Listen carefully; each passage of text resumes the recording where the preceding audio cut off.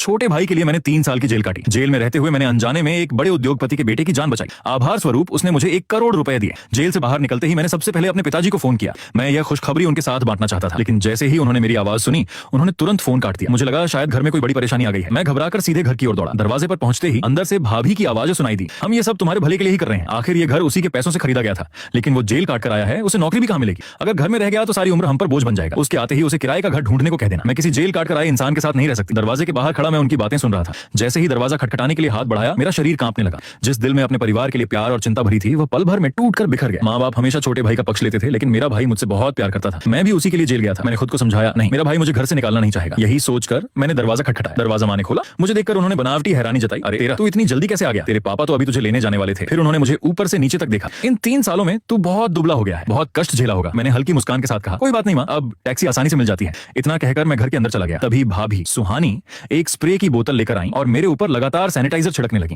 ऐसा लग रहा था मानो पूरी बोतल ही मुझ पर उड़ेल देना चाहती हूँ। वह बोली, मैं तो बस तुम्हारी अशुभ छाया दूर कर रही हूँ, बुरा मत मानना। लेकिन उनके चेहरे पर साफ साफ घृणा दिखाई दे रही थी। उन्हें मैं एक अपराधी दिखाई देता था। शायद वे भूल चुकी थी कि मैंने जेल उनकी और मेरे भाई की वजह से काटी थी। मैंने कुछ नहीं कहा और अपने कमरे की तरफ बढ़ गया। तभी पीछे से आवाज आई, रुक जाओ, घर में तुम्हारे लिए कोई कमरा नहीं है। मैं ठिठक गया, धीरे से मुड़ा और पूछा, मैं सिर्फ 3 साल जेल में था, मरा तो नहीं था? क्या अब इस घर में मेरा एक कमरा भी नहीं बचा? माँ ने ठंडे स्वर में कहा, घर में लोग ज्यादा हैं और कमरे कम, अब सबको जगह नहीं मिल सकती। मैंने पूछा, और यांगवेई, क्या उसकी भी यही राय है? तभी मेरा छोटा भाई बाथरूम से बाहर आया। उसने हिचकते हुए कहा, भैया, सुहानी अभी 2 महीने की गर्भवती है। अगर आप घर में रहेंगे तो जगह की थोड़ी दिक्कत होगी। फिर मुस्कुराने की कोशिश करते हुए बोला, लेकिन आप मेरे बड़े भाई हैं, अगर आप जिद करेंगे तो बच्चे के लिए जो कमरा तैयार किया है वो आपको दे दूंगा। मैंने शांत स्वर में जवाब दिया, ठीक है, वैसे भी बच्चे के जन्म में अभी 8 महीने बाकी हैं, तब तक मैं वहीं रह लूंगा। मेरी बात सुनते ही उसके चेहरे का रंग उड़ गया। भाभी तुरंत भड़क उठी, आप इतने स्वार्थी कैसे हो सकते हैं? दिखाई नहीं देता घर में पहले ही जगह कम है, फिर भी बच्चे का कमरा छीनना चाहते हो? मैं हंस पड़ा। अजीब बात है, पहले तो सब इसी घर में रहते थे। मैं सिर्फ 3 साल जेल के आ गया, अचानक घर छोटा पड़ गया। मैंने गहरी सांस ली और आगे कहा, और एक बात शायद तुम लोग भूल रहे हो, ये घर मैंने अपने पैसों से खरीदा था। पिताजी गुस्से से चिल्ला उठे, क्या मतलब है तुम्हारा? एक घर खरीद लिया तो खुद को बहुत बड़ा समझने लगा? जेल से निकलते ही घर पर कब्जा करने आ गया? मैंने उनकी आंखों में देखते हुए कहा, मैं घर मांगने नहीं आया हूँ, मैं सिर्फ अपने ही घर में रहने के लिए एक कमरा चाहता हूँ। भाभी तुरंत बोली, मैंने पहले ही कह दिया था, इस घर में तुम्हारे लिए कोई जगह नहीं है। रहना है तो बाहर जाकर किराए का मकान ले लो, हम तुम्हारे कोई कर्जदार नहीं है। उनकी बात सुनकर मेरा दिल टूट गया। मैंने भारी आवाज में कहा, सच में तुम लोग मेरे कर्जदार नहीं हो? जब तुम सब रो रो कर मुझसे छोटे भाई का अपराध अपने सिर लेने की भीख मांग रहे थे,